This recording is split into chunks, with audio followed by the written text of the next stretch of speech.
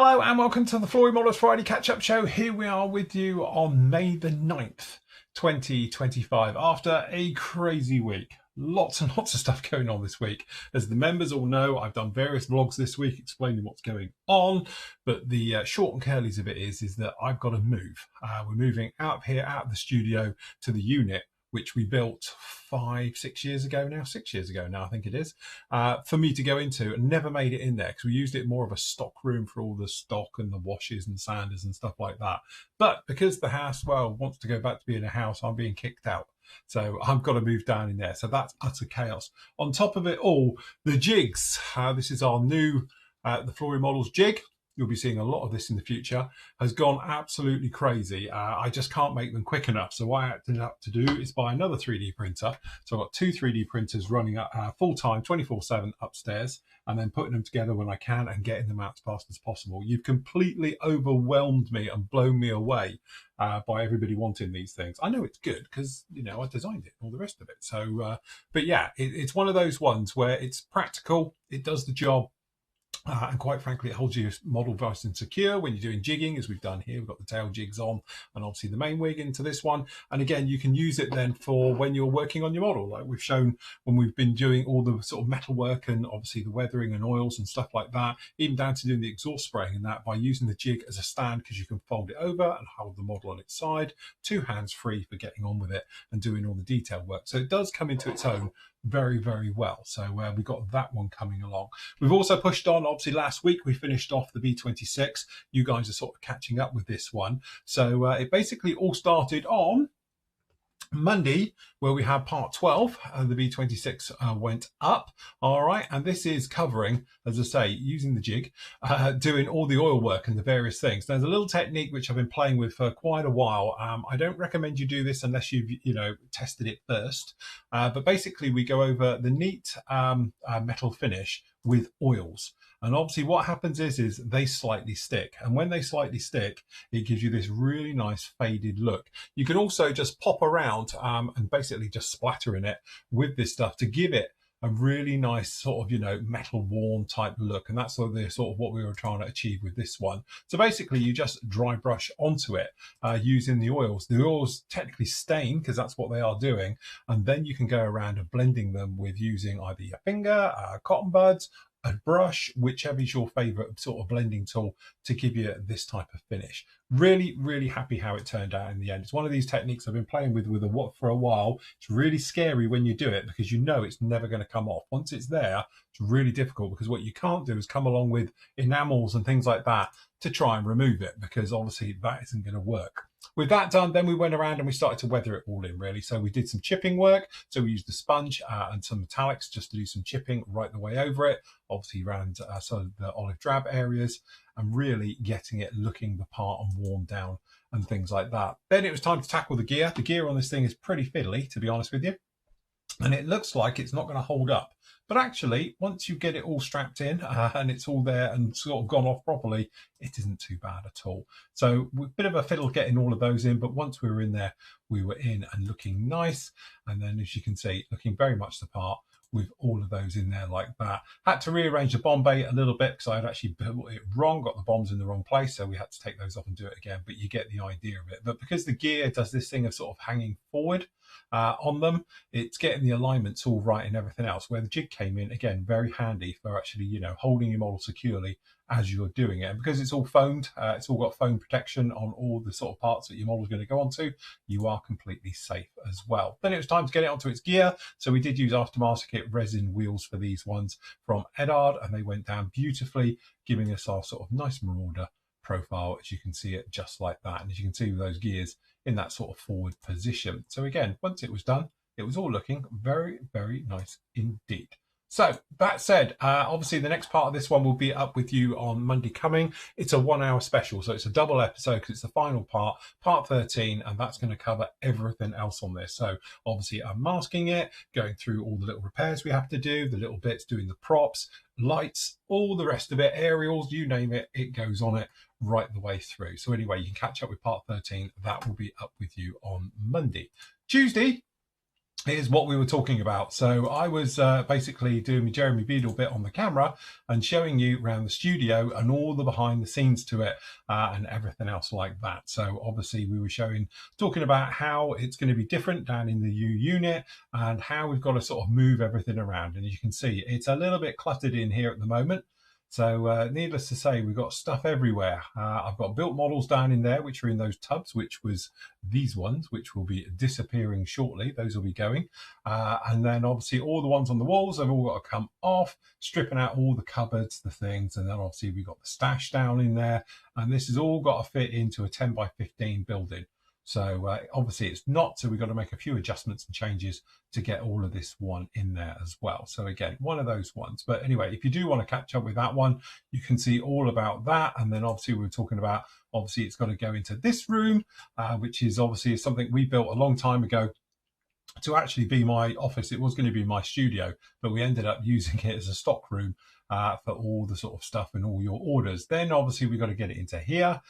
This is my office and where we do the 3D printing and where all the Star Wars stuff is, and that's coming out because that's now going to be the new store, the new stock room and things like that. So when I move out down to the bottom. So it was literally, we were talking about all these different areas and things like that during the entire of the show. So if you want to catch up with that one, members, you can do. It's up on the site now. Then over to Wednesday, it was literally all about the 3D printers. So as I say, the second 3D printer arrived. So we've got two 3D printers going at it now 24/7. And they're obviously, you can make me now basically 6 of the jigs per day. In-flight stands, they can do around about 20 each a day. So nice, good machines and all the rest of it. And I showed you my little way that I put it all together and we go through all the things about putting it in there. So obviously I do all the fastening and basically semi-assemble it all for you, so you're all ready to go when you get it at your end.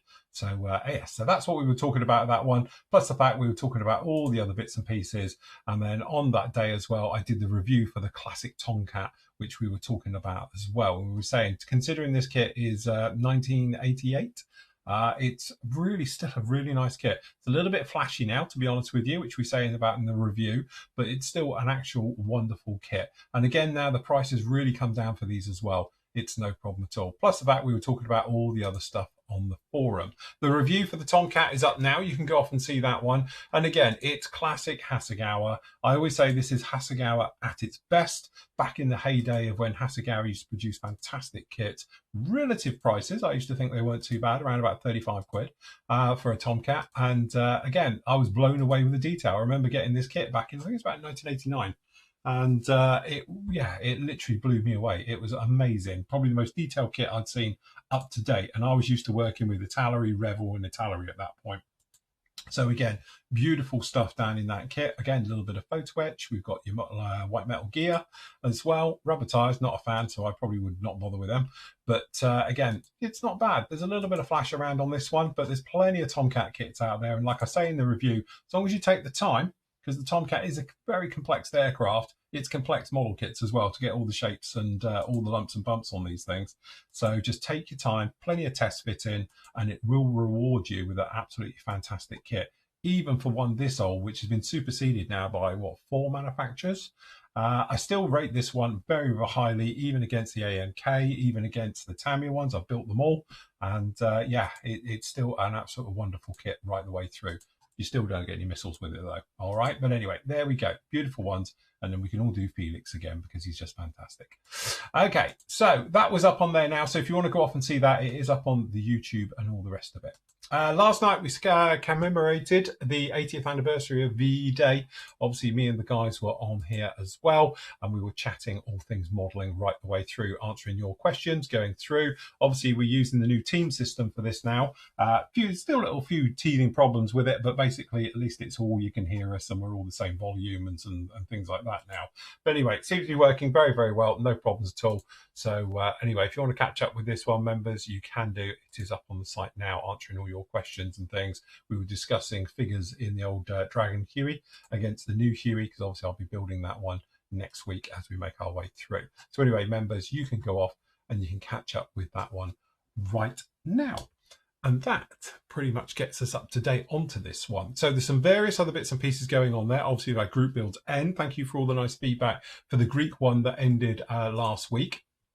This week, though, we've got the start. Well, obviously, the Jungle SIG has started, and then also we've got the VE to VJ Day, which is this one. Again, which is started down in here for members. We've got 8 of you who've already got going on this one since yesterday. So it's opened up yesterday, and it's going to run down to the 8th of August for VJ Day. All right. So again, basically, you've got the two there, VE to VJ.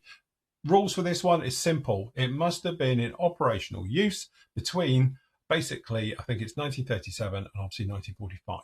All right, so for that particular one. So you can go right the way through with all those ones down in there of all the different ones. If you want to look at the details of it, obviously the details are up on the PDF forum, or obviously they are down in here as well, into the little chat area as well. All right, so there you go. So the war ended officially on the September the 2nd, 1945.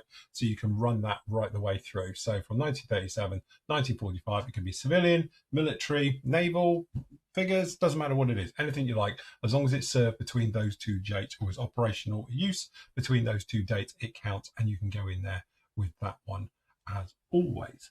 So yes, as you can see, a really full-on week. I've actually got Matt coming down with me next week, so we're going to be doing some filming, some shows, some various bits and pieces with you like that. And then I will be starting on, as we said last week, on this little lump. Haven't had time to get on with it this week, purely because of all the jigs and stuff.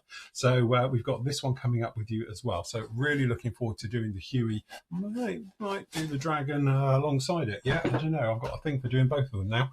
But have a Huey party. Why not? But that's the next one up for me. Still got great builds coming up this year as well. So don't forget, we've got the 32nd Bronco coming along. We've got the, what have we got? The Victor is coming up as well. I've tidied and moved things around as well. I've got a mystery one as well, which is a 32nd scale jet. Just saying, if I get time to do it, I want that to be my first build that I do in the new building when I'm down in the unit, ideally.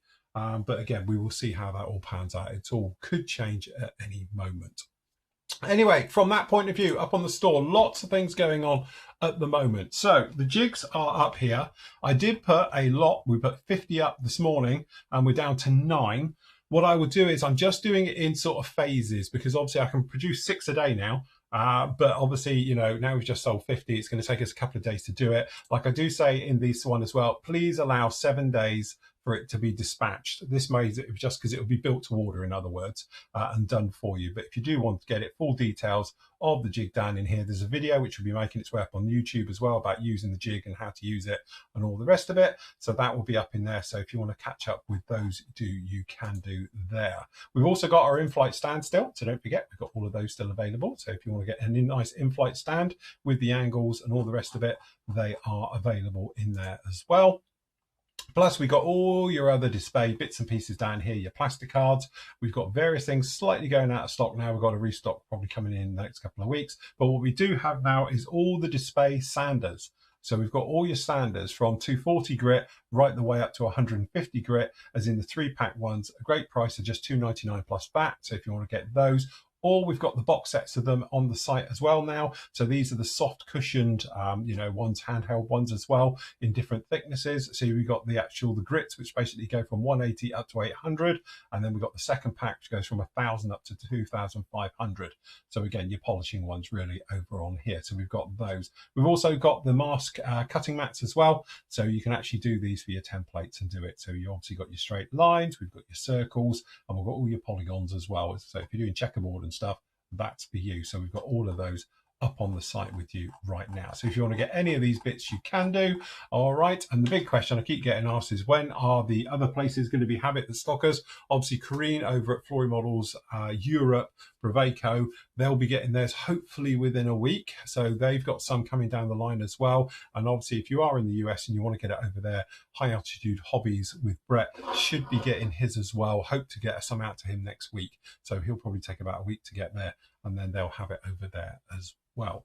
And that is about it for this week. Really busy week with the jigs and all the rest of it. Busy week next week. So we've got Matt down in here as well. And it's going to be busy for the next few weeks, which I will vlog whilst we do the move.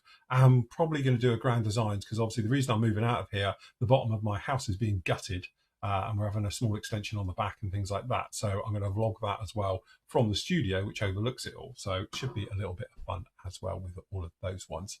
Big thing, last thing as well, is obviously, as you know, Andy's been not very well. after suffering a heart attack last week. So he's been in hospital all week. He is back home now. I have passed on all your get wishes and get wells and all the rest of it. And but he's doing okay. He's had a stent and he's got to have a Iron Man job stuck in his chest as well to keep him going. So hopefully he'll get that very, very soon. But obviously we wish him and Shell and the rest of the family nothing but love on that part as well.